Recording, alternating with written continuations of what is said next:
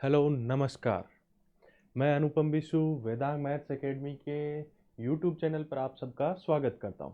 आज हम चालू करने जा रहे हैं आरपीएससी प्रीवियस ईयर क्वेश्चन है, उनमें सेट थ्योरी के क्वेश्चंस का सॉल्यूशन। तो देखो चलते हैं अपने पहले क्वेश्चन की ओर।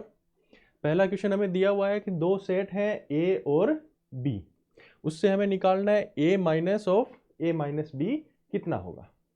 देखो करते हैं इस क्वेश्चन को। सबसे पहले देखो हम इस क्वेश्चन को सोल्व करेंगे वेन डायग्राम से। ये है ए सेट, ये हो गया बी सेट, दो सेट है। अब देखो a माइनस बी का मतलब क्या होता है। a माइनस बी का मतलब होता है कि हम a में से क्या हटा दें, b के एलिमेंट्स हटा दें, यानी कि a का इंटरसेक्शन किसके साथ, b डैश के साथ। ठीक है, b डैश कौन सा हो जाएगा, अगर बाहर वाला हम यूनिवर्सल सेट मान लें, इसको हम u मान लें, तो a डैश कौन सा हो जाता है, बाहर का a के, b डैश कौन सा हो जाएगा, b के बाहर का पूरा एरिया। अब हमें क्या करना है, a माइनस बी, ए का इंटरसेक्शन b डैश के साथ, तो a ये है, इसका इंटरसेक्शन लेना है b डैश के साथ। तो इसका इंटरसेक्शन जब भी लेंगे b डैश के साथ तो क्या आ जाएगा, a ये है, b डैश के साथ इंटरसेक्शन करेंगे तो इसका आ जाएगा ये वाला एरिया। ये आ गया, ये हो गया a माइनस बी, यानी कि a में से b के एलिमेंट हमने हटा दिए, जो b के एलिमेंट a के अंदर आ रहे थे उनको हटा दिया।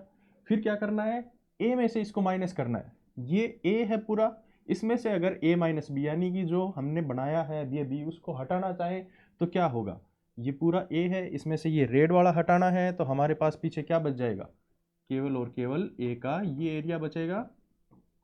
ये एरिया किसको डिनोट करता है, ये डिनोट करता है a इंटरसेक्शन b को।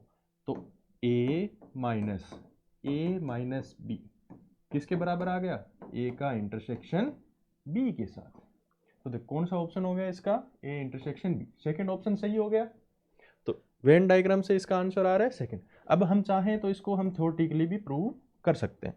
थ्योरेटिकली करना चाहें तो देखो, थ्योरेटिकली करेंगे क्या होगा, a माइनस बी बराबर क्या होता है, a इंटरसेक्शन b डैश। अब आगे दिया हुआ है a माइनस बी, ये किसके बराबर हो जाएगा, a उसका इंटरसेक्शन जो माइनस कर रहे हैं उसके साथ, a माइनस बी और उसका क्या, डैश। अब देखो a माइनस बी का हम पहले देख चुके हैं किसके बराबर है, a इंटरसेक्शन b डैश। तो a intersection a minus B किसके बराबर है, a इंटरसेक्शन b डैश, और इस पूरे के ऊपर क्या लगा हुआ है, डैश, जहां डैश किसको दर्शा रहा है, कॉम्प्लीमेंट को। तो ये किसके बराबर आ जाएगा, a intersection a dash union b dash का होल डैश। अब ये किससे हुआ, डी मॉर्गन थ्योरम से। डी मॉर्गन थ्योरम क्या कहती है, a इंटरसेक्शन b का होल डैश होता है वो किसके बराबर हो जाता है, a dash union b dash के। ऐसे ही क्या होता है, a यूनियन b का होल डैश किसके बराबर आता है, a dash intersection b dash. तो डी मॉर्गन थ्योरम का यूज करके हम क्या लिख देंगे, ये वाला। इसको आगे सोल्व करना चाहें, a इंटरसेक्शन, ये क्या बन गया, a डैश यूनियन, डैश का डैश यानी कॉम्प्लीमेंट का कॉम्प्लीमेंट क्या हो जाता है, वो सेट खुद ही हो जाता है। तो किसके बराबर आ जाएगा, ये b के बराबर। क्या है, a डैश और उसका डैश किसके बराबर आ जाता है, वापस a के बराबर। तो ये हो गया। अब देखो a का इंटरसेक्शन लेना है किसके साथ, a डैश यूनियन b के साथ। तो a डैश जो a के बाहर का एरिया है वो होता है, उसका इंटरसेक्शन, उसका यूनियन किसके साथ लेना है, b के साथ। b के साथ यूनियन ले लेंगे और उसका इंटरसेक्शन वापस किसके साथ लेना है, a के साथ। तो क्या बच जाता है पीछे, a इंटरसेक्शन b बच जाए। a डैश का एरिया ये बाहर वाला रहता है, b के साथ जब इसका यूनियन लेंगे तो क्या हो जाएगा, a डैश और उसके साथ बाहर वाला एरिया, लास्ट में हमारे पास क्या बच जाएगा, a इंटरसेक्शन b, ये का ये वापस बच जाता है। देखो इसका दूसरा तरीका भी हम देख सकते हैं, इंटरसेक्शन को क्या कर दें, यूनियन पे डिस्ट्रीब्यूट कर दें। तो एक तरीका और हो जाएगा क्या, देखो इसको साफ कर देता हूं मैं।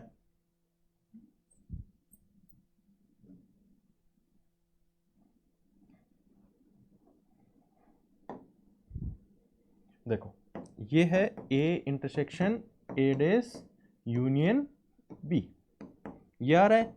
अगर इंटरसेक्शन को यूनियन पे डिस्ट्रीब्यूट करें तो क्या हो जाएगा, ए का इंटरसेक्शन ए डैश के साथ, यूनियन क्या हो जाएगा, ए का इंटरसेक्शन बी के साथ। ए का इंटरसेक्शन ए डैश के साथ किसी भी सेट का उसके कॉम्प्लीमेंट के साथ इंटरसेक्शन लेंगे तो क्या आएगा, हमेशा क्या आता है, फाई। फाई का यूनियन किसके साथ कर रहे हैं, ए इंटरसेक्शन बी के साथ, किसके बराबर हो जाएगा ये, ए इंटरसेक्शन बी, जो कि हमारा क्या था, फाइनल आंसर वही आ रहा है, ए इंटरसेक्शन बी। तो वेन डायग्राम से भी इसको देख सकते हैं, थ्योरेटिकली भी इसको प्रूव कर सकते हैं। तो इस क्वेश्चन का आंसर कौन सा हो गया, ऑप्शन नंबर 2। अब बढ़ते हैं हमारे सेकंड क्वेश्चन की ओर। सेकंड क्वेश्चन क्या दिया हुआ है, दो सेट दिए हुए हैं जिनमें एलिमेंट्स हैं m और n, यानी कि दो सेट की कार्डिनलिटी दी हुई है। हम मान लेते हैं सेट A है जिसकी कार्डिनलिटी कितनी दी हुई है, m दी हुई है। सेट B है जिसकी कार्डिनलिटी कितनी दी हुई है, n। आगे क्या बोल रहा है, जो सेट हैं उनमें उनके टोटल नंबर ऑफ सबसेट्स हैं, उनके बीच में डिफरेंस दिया हुआ है कितने का, 56 का, यानी कि कार्डिनलिटी ऑफ A माइनस उनके टोटल नंबर ऑफ सबसेट्स, तो क्या हो जाएगा, cardinality of power set of A minus cardinality of power set of B, किसके बराबर दिया है, 56 के बराबर। अब देखो कोई भी सेट है उसके टोटल नंबर ऑफ सबसेट्स, यानी उसका जो पावर सेट होता है जो मिलके बनता है उसके सारे सबसेट से, उसकी कार्डिनलिटी किसके बराबर होती है, 2 raise to power cardinality of A, यानी 2 रेज़ टू पावर m हो जाएगी। और ऐसे ही इसके पावर सेट की कार्डिनलिटी देखना चाहें तो वो किसके बराबर हो जाएगी, 2 रेज़ टू पावर n। तो ये क्या हो गया, 2 raise to power m minus 2 raise to power n equal to 56 हो गया। ठीक है, ये आ गया। अब देखो हम इसको बाई ऑप्शन कर सकते हैं, m और n के मान हमें दिए गए हैं, वो इसमें हम रख के देख सकते हैं। जैसे पहले ऑप्शन के लिए चेक करना चाहें, m का मान 7 और n का मान 6 दिया है, 2 raise to power 7 minus 2 raise to power 6 कितना होता है, 2 रेज़ टू पावर 7 का मान कितना हो जाएगा, 128 माइनस 2 रेज़ टू पावर 6 का मान कितना हो जाएगा, 64। तो क्या ये 56 के बराबर होता है, नहीं होता, नॉट इक्वल टू 56। अब देखो सेकंड ऑप्शन हमें क्या दिया गया है, m इक्वल टू 6 और n इक्वल टू 3। अगर ये पुट करना चाहें तो 2 raise to power 6 minus 2 raise to power 3 कितना होता है, 2 रेज़ टू पावर 6 कितना हो जाएगा, 64 माइनस 2 रेज़ टू पावर 3 कितना होता है, 8 इक्वल टू कितना आता है, 56। तो हमारा आंसर कौन सा हो जाएगा, ऑप्शन नंबर 2। हमारा आंसर है m इक्वल टू 6 और n इक्वल टू 3। तो इस क्वेश्चन का आंसर हो गया ऑप्शन नंबर 2। अब देखो चलते हैं आगे वाले क्वेश्चन की ओर। आज का तीसरा क्वेश्चन आया हुआ है आरपीएससी स्कूल लेक्चर एग्जाम 2015 के अंदर। क्वेश्चन क्या दिया है, 3 सेट्स दिए हैं, उनसे हमें निकालना है ए इंटरसेक्शन किसके साथ, बी यूनियन सी के साथ। तो सबसे पहले तीनों सेट फाइंड करते हैं। देखो सेट ए क्या दिया है, वो अक्स जिनमें 2 का भाग देने पर हमें क्या मिले, इंटीजर्स मिले, यानी x/2 बिलोंग्स टू z होना चाहिए। ए सेट क्या दिया है, वो x जिनको 2 से डिवाइड करने पर किस में जाए, z। x का मान भी कहां से कहां तक लेना है, 0 से लेकर 10 तक। तो a में कौन से एलिमेंट्स आ जाएंगे, 0 से 10 तक लेना है, स्टार्ट करें 0 से, तो 0/2 कितना होता है, 0 बिलोंग्स टू z है तो 0 आ जाएगा। उसके बाद आता है 1, 1/2 करें तो z में जाता है, नहीं जाता, तो इसमें एलिमेंट 1 नहीं आएगा। उसके बाद स्टार्ट कर रहे हैं 2 से, तो 2 रखेंगे, 2/2 कितना होता है, 1, तो इसमें एलिमेंट आ जाएगा 2। ऐसे ही 4, 6, 8 और 10 आ जाएंगे। क्यों, क्योंकि इनमें जब 2 से डिवाइड करते हैं तो हमें इंटीजर्स मिलते हैं। इसके अलावा जो ओड नंबर्स हैं 1, 3, 5, 7, 9, उनमें अगर 2 से डिवाइड करेंगे तो हमें इंटीजर्स नहीं मिल पाएंगे। अब सेट बी की बात करें तो बी में क्या दिया गया है, बी सेट दिया है अक्स एक अंकीय अभाज्य संख्या दी गई है।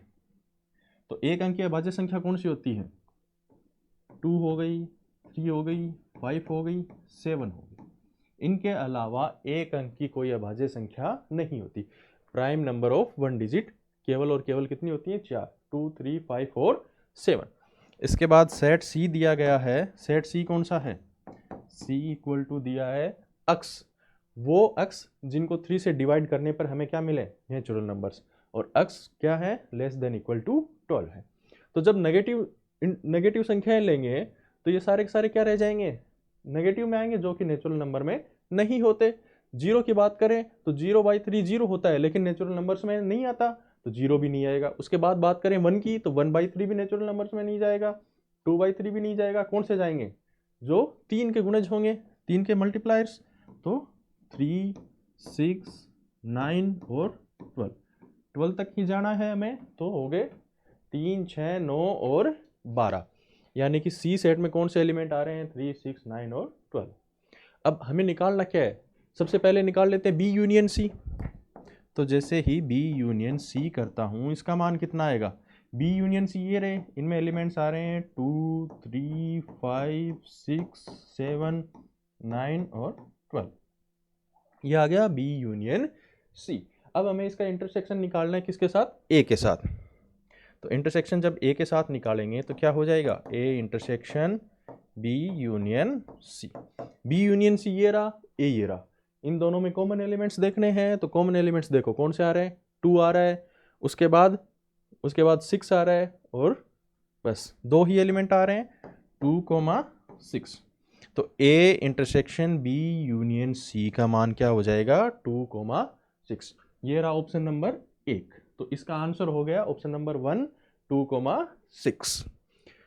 आगे बढ़ते हैं नेक्स्ट क्वेश्चन की ओर। नेक्स्ट क्वेश्चन है ए और बी दो सेट्स दिए हुए हैं जिसमें 5 एलिमेंट्स क्या है? कॉमन है। हमें निकालना है ए क्रॉस बी और बी क्रॉस ए में कॉमन एलिमेंट्स की संख्या कितनी होगी। तो देखो, जब भी ए क्रॉस बी और बी क्रॉस ए इनमें इंटरसेक्शन पूछा जाए या कॉमन एलिमेंट्स की संख्या पूछी जाए, तो क्या करना है? ए और बी इन दोनों में कॉमन एलिमेंट्स कितने हैं उनका स्क्वायर हो जाएगा। क्यों? क्योंकि ए क्रॉस बी इसमें क्या होते हैं? एलिमेंट्स आते हैं ए कोमा बी टाइप के, जिसमें ए क्या होता है? ए बिलोंग्स टू ए होता है, बी क्या होता है? बी बिलोंग्स टू बी होता है। वहीं अगर बी क्रॉस ए करें तो उनमें कौन से एलिमेंट आएंगे? बी कोमा ए टाइप के, जहां बी बिलोंग्स टू बी है और ए बिलोंग्स टू ए है, यानी कि जस्ट अपोजिट हो रहे हैं। तो अगर इन दोनों में कॉमन देखना तो क्या होना चाहिए? यहाँ वो एलिमेंट आना चाहिए जो ए का है, यहाँ वो एलिमेंट आना चाहिए जो बी का है, यानी कि जो ए और बी दोनों में कॉमन है वो एलिमेंट पहले स्थान पे आना चाहिए और वही दूसरे पे आना चाहिए। तो दोनों में कॉमन एलिमेंट्स की संख्या कितनी दी है? 5 दी है। तो इन दोनों में कॉमन एलिमेंट्स कितने हो जाएंगे? 5 का स्क्वायर। क्यों? 5 चॉइस हमारे पास पहले के लिए है, 5 चॉइस हमारे पास सेकंड के लिए है। तो कितनी हो जाएगी? 5 × 5 यानी कि 5 का स्क्वायर, यानी कि एक तरह से 5 चॉइस इसके लिए और ये जो दूसरे वाला है 5 चॉइस इसके लिए। 5 × 5 यानी कि 5 का स्क्वायर हो जाएगा। तो ऑप्शन हो गया हमारे पास सेकंड। इसका आंसर हो गया ऑप्शन सेकंड, 5 का स्क्वायर। चलो अब बढ़ते हैं आगे एक क्वेश्चन की ओर। वो सेम टू सेम पीछे वाले जैसा क्वेश्चन है। ए और बी में कॉमन एलिमेंट्स की संख्या कितनी दी है? 9, यानी कि ए इंटरसेक्शन बी की कार्डिनलिटी कितनी दी है? 9। फिर क्या पूछा है? कार्डिनलिटी पूछी है A cross B intersection B cross A. तो वही जितने कॉमन एलिमेंट्स हैं उनका स्क्वायर, तो 9 स्क्वायर, या फिर यूं बोल दो 9 × 9। तो इसका आंसर हो जाएगा हमारे पास ऑप्शन नंबर 3, 9 का स्क्वायर। आगे चलें। देखो, ये जितने भी क्वेश्चंस हम सोल्व करवा रहे हैं प्रीवियस ईयर क्वेश्चंस, इनके अगर आपको क्वेश्चन देखने हैं एक जगह एक टॉपिक से रिलेटेड, तो वो आपको हमें मिल जाएंगे हमारे टेलीग्राम चैनल पर। वेदांग मैथ्स एकेडमी नाम से एक टेलीग्राम चैनल है, उस पर आपको सारी जानकारियां मिलती रहती हैं। वहीं पे आपको इन क्वेश्चंस की एक पीडीएफ मिल जाएगी जिसमें क्वेश्चन है वो ईयर वाइज लगे हुए हैं, जैसे जैसे मैं सोल्व करवाते जा रहा हूँ, टॉपिक वाइज क्वेश्चन और प्रत्येक ईयर के क्वेश्चन। उसी के साथ एक है डिस्कशन ग्रुप, जहां आपको कोई भी डाउट हो वो आप पूछ सकते हैं, चाहे वो पेपर से रिलेटेड हो, चाहे वो किसी क्वेश्चन में डाउट हो, या किसी एग्जाम से रिलेटेड कोई डाउट हो, आप सारे डाउट यहाँ क्लियर कर सकते हैं। वेदांग डिस्कशन ग्रुप नाम से टेलीग्राम पे एक ग्रुप बना हुआ है और चैनल है वेदांग मैथ्स एकेडमी, जहाँ पे आपको सारी जानकारियाँ मिलेंगी और साथ ही इस सॉल्यूशंस की जो क्वेश्चन है उन क्वेश्चंस की पीडीएफ मिल जाएगी। तो क्वेश्चंस की पीडीएफ चाहिए तो ज्वाइन करें Telegram channel Vedang maths academy. आगे बढ़ें। नेक्स्ट क्वेश्चन दिया हुआ है ए बी और सी 3 समुच्चय दिए, उनमें 3 दे रखे हैं R1 R2 और R3। 3 कथन दिए हुए हैं, स्टेटमेंट्स हैं R1 R2 और R3, A minus B minus C, और उसको बराबर प्रूव करना है किसके? A minus C minus B minus C के। ऐसे ही दूसरा दिया हुआ है A minus B minus C, और ए माइनस सी किसके बराबर दे रखा है, A minus B minus C बराबर A minus C minus B के बराबर दिया हुआ है। चलो देखते हैं, अब इसको सोल्व करेंगे वेन डायग्राम की हेल्प से। तो देखो R1 दिया हुआ है, क्या दिया हुआ है, R1 A minus B minus equal to दिया है A minus C minus B minus, ये दिया हुआ है। देखो वेन डायग्राम बनाना चाहें, ये हो गया ए, ये हो गया बी, और ये हो गया सी, ए बी और सी। अब देखो पहला दिया है a माइनस बी, यानी कि a में से b के एलिमेंट हटाने हैं, तो ये a में से मैंने b के एलिमेंट्स हटा दिए,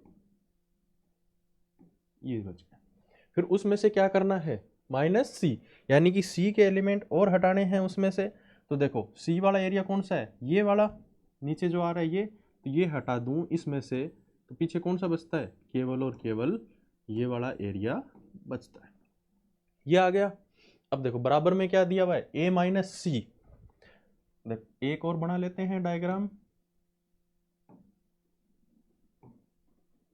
ये हो गया a b और c। a माइनस सी करना है, तो a में से c हटाएंगे तो क्या बचता है पीछे, ये हो गया a माइनस सी। दूसरा दिया हुआ है b माइनस सी, b में से c हटाएंगे तो वो बचते हैं ये वाले, ये हो गया b माइनस सी। अब a माइनस सी में से b माइनस सी हटाना है, तो पीछे कौन सा बच गया, a माइनस सी रेड वाला है, b माइनस सी कौन सा है, ब्लैक वाला। रेड में से ब्लैक वाला हटाना है, तो रेड के ऊपर ब्लैक ये यहीं पे आ रहा है, इसको हटाने के बाद कौन सा बच जाता है, ये वाला। तो देखो दोनों वेन डायग्राम की तुलना करें तो इसमें भी कौन सा कॉमन एरिया आ रहा था, केवल और केवल ये वाला एरिया कॉमन आ रहा था, जिसमें केवल एक एलिमेंट्स है, और इसमें भी वही एरिया कॉमन आ रहा है जिसमें ना बी हो ना ही सी हो। तो ये क्या हो गए, दोनों डायग्राम इक्वल आए हैं, तो ये स्टेटमेंट कौन क्या हो गया, ट्रू हो गया। दूसरे स्टेटमेंट की बात करें, R2 क्या दिया हुआ है, a minus B minus C equal to a minus C minus B. इसको भी देखो वेन डायग्राम से देखें तो क्या आएगा, a, ये b और ये हो जाएगा c, a b और ये c। सबसे पहले क्या कर रहा है, a माइनस बी और उसमें से क्या हटा रहा है, c। तो a माइनस बी देखें तो a में से अगर b हटाऊं तो पीछे कौन सा बच जाएगा, ये वाला एरिया बचता है, a माइनस बी ये हो गया, उसमें से हटा रहे हैं c। जब इसी में से अगर मैं c हटा दूं तो क्या हो जाएगा, a माइनस बी ये था, इसमें से c का ये पोर्शन हटाएंगे तो पीछे कौन सा पोर्शन बचेगा, केवल और केवल ये वाला पोर्शन। अब दूसरी तरफ बनाना चाहें, a ये हो गया b और ये हो गया c।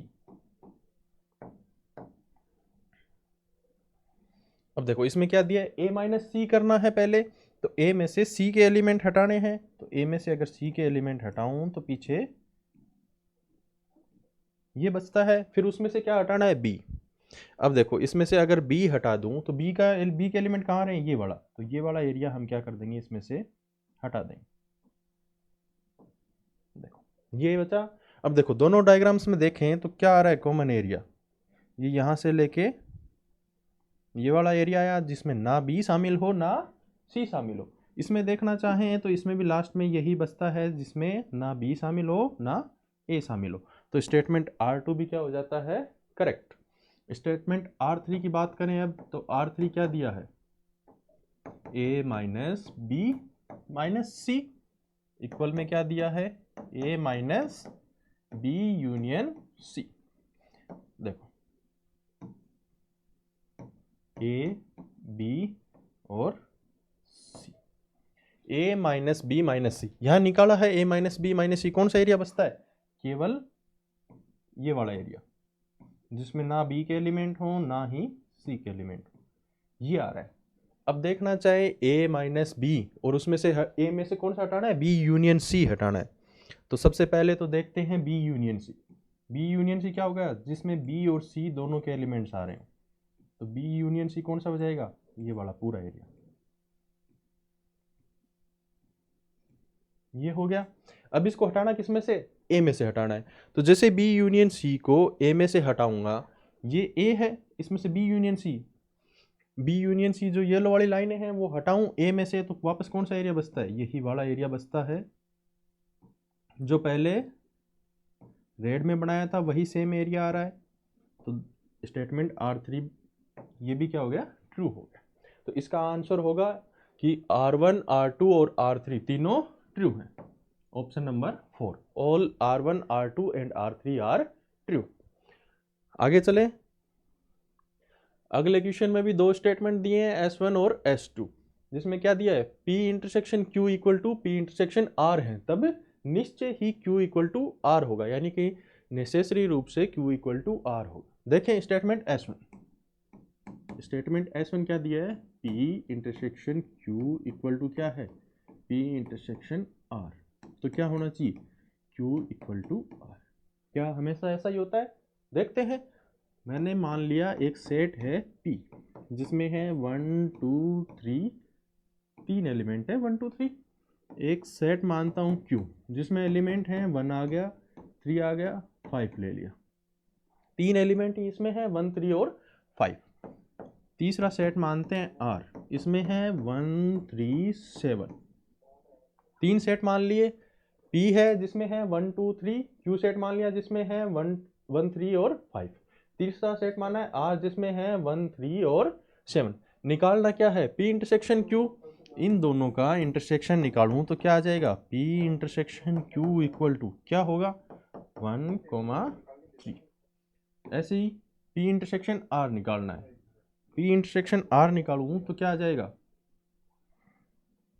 P और R इन दोनों का इंटरसेक्शन देखें, P इंटरसेक्शन R किसके बराबर आएगा, P इंटरसेक्शन R 1 और 3, इसमें भी क्या कॉमन आ रहा है, 1, 3। तो क्या हो गया, P intersection Q 1, 3, P intersection R 1, 3, दोनों बराबर हो गए। P intersection Q equal to P intersection R। पर क्या Q और R दोनों बराबर हैं, नहीं, क्यों, Q में है 1 3 5, जबकि R में क्या है 1 3 7। दोनों में एक एक एलिमेंट अलग है, Q में 5 है जबकि R में 7 है। तो Q नॉट इक्वल टू क्या है, R। Q not equal to R है, तो क्या स्टेटमेंट S1 सही है, नहीं, गलत। स्टेटमेंट S1 क्या हो गया, गलत। वहीं अगर दूसरे स्टेटमेंट की बात करें तो S2 स्टेटमेंट क्या दिया हुआ है, S2 स्टेटमेंट में दिया हुआ है P plus Q, symmetric difference दिया हुआ है दोनों का, P सिमेट्रिक डिफरेंस R। तो क्या हो जाएगा, Q इक्वल टू R।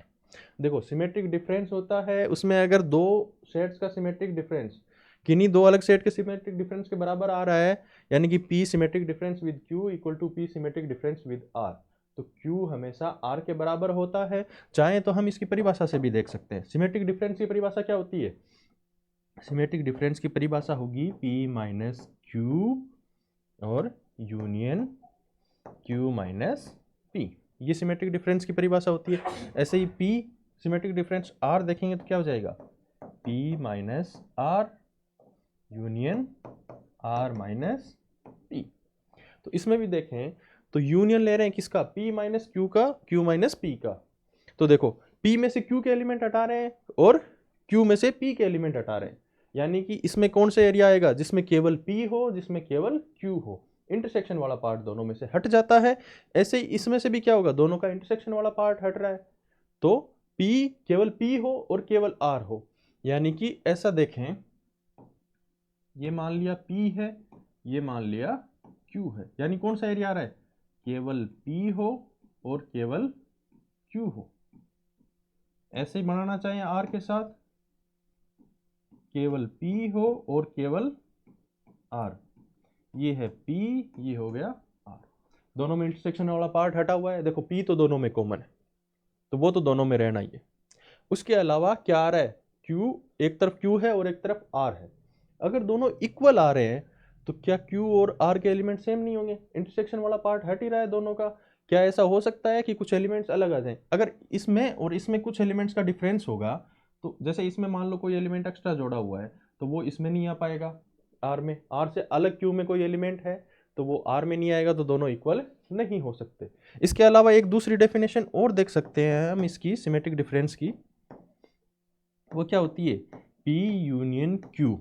इसमें से क्या माइनस कर देते हैं? P इंटरसेक्शन Q हटा देते हैं, यानी दोनों की यूनियन में से इंटरसेक्शन हटा देते हैं। P और Q का यूनियन, उसमें से इंटरसेक्शन हटाया हुआ है बीच वाला, तो यही तो है सिमेट्रिक डिफरेंस। ऐसे ही P यूनियन R माइनस करते हैं क्या? P intersection. तो इन दोनों डेफिनेशन से हम बोल सकते हैं कि P symmetric difference with Q equal to P symmetric difference with R है, तो हमेशा क्या होगा? Q इक्वल टू R होगा। तो स्टेटमेंट S2 क्या हो गया?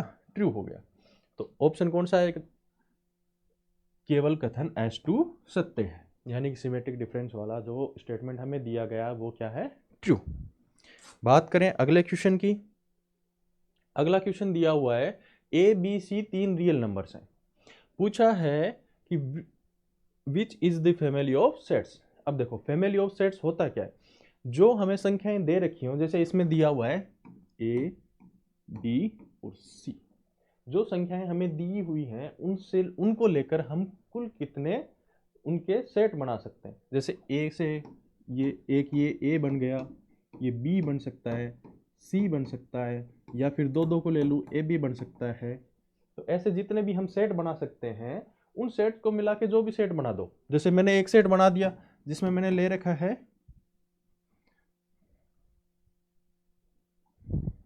एक सेट बनाया जिसमें मैंने ले लिया A, B, ये ले लिया, तो ये क्या है? इसके समुच्चय का कुल है, उसके अंदर आएगा, ये समुच्चय का कुल कहलाता है। ये भी समुच्चय का कुल है, उसमें आने वाले जितने भी अदर हो सकते हैं, हो सकता है A हो, A, B हो, ये भी क्या होगा? समुच्चय का कुल होगा। तो देखो इसके जो चारों ऑप्शन हैं उनमें से A1, A2 और A3 तीनों किस में बिलोंग कर जाएंगे? समुच्चय के कुल में। तो सभी समुच्चय A1, A2 और A3 क्या हो जाएंगे? इसके कुल में आ जाएंगे। तो इसका आंसर हो जाएगा ऑप्शन नंबर 4, A1, A2 और A3 तीनों क्या है? समुच्चय के कुल में। आगे क्वेश्चन दिया है A union A equal to किसके है? A, और साथ में एक और दिया है A इंटरसेक्शन A किसके बराबर है? A के। पूछा है ये नियम कौन सा कहलाता है? देखो इसको बोलते हैं वर्गसम नियम या आइडेम्पोटेंट लॉ। क्यों? देखो एक ही ये एक सेट है,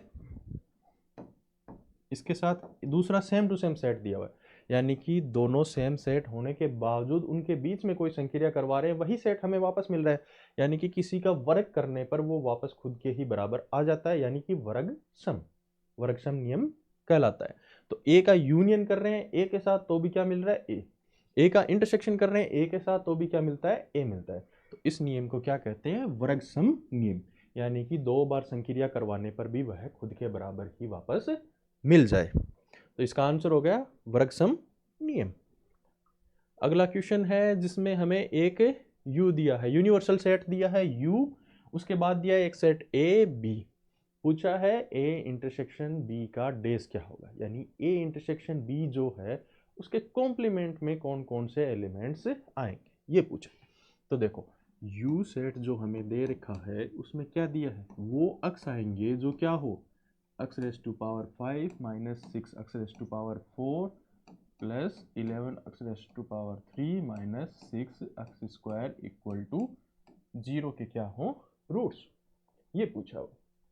तो देखो इसमें क्या है? x स्क्वायर कॉमन आ सकता है, तो x स्क्वायर कॉमन ले लेंगे, पीछे क्या बचेगा? x cube minus 6 x square plus 11 x minus 6 equal to. तो देखो इसके दो रूट्स तो आ रहे हैं, कौन से? 0 और 0। जब इसके टुकड़े करेंगे तो इसके टुकड़े होंगे x माइनस 1, x माइनस 2 और x माइनस 3, यानी कि तीन रूट्स और आ गए, 1, 2 और 3, यानी कि यूनिवर्सल सेट जो है उसमें एलिमेंट्स कौन से आ गए? 0, 1, 2 और 3। चार रूट्स आए हैं, 0, 1, 2 और 3। क्यों? क्योंकि 0 दो बार आ रहा है और किसी भी सेट में किसी एलिमेंट को रिपीट नहीं किया जाता है। तो यूनिवर्सल सेट में टोटल एलिमेंट्स कितने हो गए? 4, 0, 1, 2 और 3। उसके बाद देखते हैं हमें दूसरा सेट दिया गया है कौन सा, ए में कौन से वो अक्स आ रहे हैं जो X square minus 5x plus 6 equal to 0 के रूट्स। अब देखो इस इक्वेशन को क्या लिख सकते हैं, x माइनस 2 और x माइनस 3 इक्वल टू 0, यानी कि कौन से रूट हो गए, ये हो गया 2 और ये हो गया 3। तो ए जो सेट है उसमें कौन से एलिमेंट्स आ गए, 2,3, दो एलिमेंट्स आए हैं 2,3। ऐसे ही अगर देखना चाहें बी सेट दिया हुआ है, बी सेट में क्या है, वो अक्स जो X square minus 3x plus 2 equal to 0 के क्या हो, रूट हो। ये एक पोलिनोमियल है 2 डिग्री का, इसके अगर टुकड़े करें तो क्या आएगा, x माइनस 1 और x माइनस 2 इक्वल टू 0। इसका हो गया 1, इसका हो गया 2। तो बी सेट जो है उसमें कौन कौन से एलिमेंट आए, 1,2। अब देखो हमसे पूछा क्या है, ए इंटरसेक्शन बी का डेस पूछा है। ए इंटरसेक्शन बी क्या है, ए ये रहा बी ये रहा, ए इंटरसेक्शन बी क्या हो जाएगा, ए इंटरसेक्शन बी, दोनों में कॉमन एलिमेंट, ए में है 2,3, बी में है 1,2, कॉमन कौन सा आ गया, पूछा है ए इंटरसेक्शन बी का होल डेस किसके बराबर। अब देखो कॉम्प्लीमेंट निकालते हैं, वो हमेशा कैसे निकालते हैं, जो यूनिवर्सल सेट दिया हुआ है उसमें कितने एलिमेंट्स हैं, 0 1 2 3, 4 एलिमेंट्स हैं, उसमें से क्या हटा देंगे, जिसका कॉम्प्लीमेंट निकालना है वो। तो ए इंटरसेक्शन बी का कॉम्प्लीमेंट निकालना है, उसमें कौन सा एलिमेंट है, 2। तो यूनिवर्सल सेट जो दिया है उसमें से 2 हटा देंगे, पीछे क्या बचता है, 0 1 और 3। तो ए इंटरसेक्शन बी के डेस यानी कॉम्प्लीमेंट में कौन कौन से एलिमेंट्स आ जाएंगे, 0 1 और 3। तो इसका आंसर हो जाएगा 0 1 और 3, आंसर नंबर 2, 0 1 और 3। तो ऐसे सोल्व करेंगे इसको, यूनिवर्सल सेट में से जो जिसका डेस निकालना है, जिसका कॉम्प्लीमेंट निकालना है वो हटा देते हैं। अगला क्वेश्चन दिया हुआ है, दो सेट दिए हैं, निकालना है a minus B union b minus A किसके बराबर होगा। देखो अभी थोड़ी देर पहले हमने चर्चा की थी सिमेट्रिक डिफरेंस की, उसकी दो डेफिनेशन लिखी थी मैंने, एक तो क्या लिखी थी, a minus B union b minus A, और एक लिखी थी a union b minus A intersection, ये लिखी हुई थी। तो देखो a minus B union b minus से पूछा, a minus B union b minus से पूछा, क्या है, सिमेट्रिक डिफरेंस। सिमेट्रिक डिफरेंस की दूसरी डेफिनेशन क्या होती है, a union b minus A intersection b।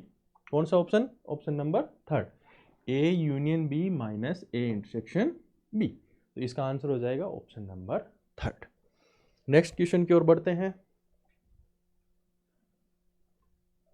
देखो क्वेश्चन करते हैं, एक सेट दिया हुआ है जिसमें टोटल एलिमेंट्स कितने हैं, 2n प्लस 1, यानी कि कोई भी सेट A है जिसकी कार्डिनलिटी दे रखी है कितनी, 2n प्लस 1। फिर पूछा है the number of subsets of this set which contains more than n elements, यानी कि वो सबसेट जिनमें n से ज़्यादा उसमें क्या होंगे, एलिमेंट्स होंगे। टोटल नंबर ऑफ सबसेट्स कितने होते हैं, किसी भी सेट के टोटल नंबर ऑफ सबसेट होते हैं, उसके पावर सेट की cardinality 2 raise to power 2n plus 1। Total number of subsets तो ये हो गए।